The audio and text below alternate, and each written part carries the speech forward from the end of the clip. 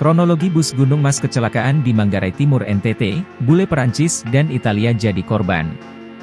Bus Gunung Mas mengalami kecelakaan lalu lintas di Jalan Trans Flores Ruteng Maumere, tepatnya di sekitar perkampungan Paka, Kecamatan Ranamese, Kabupaten Manggarai Timur, Nusa Tenggara Timur, NTT, pada Selasa, 29 Agustus 2024, pukul 9 WITA.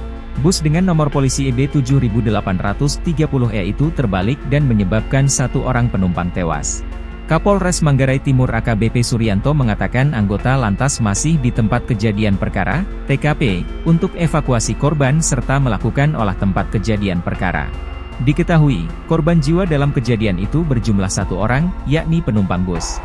Lokasi di TKP memang kondisinya jalan berliku dan pengemudi tidak bisa mengendalikan kecepatannya. Pihak Satlantas Polres Manggarai Timur merilis identitas para penumpang korban kecelakaan lalu lintas tunggal bus Gunung Mas tersebut. Tercatat ada 9 WNA yang menjadi penumpang di dalam bus Gunung Mas yang kecelakaan di Sita Manggarai Timur NTT.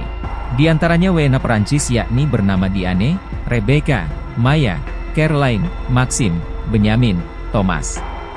Kemudian WNA Italia yakni Gianluca dan Paola. Diketahui ke-9 orang WNA ini tidak mengalami luka-luka.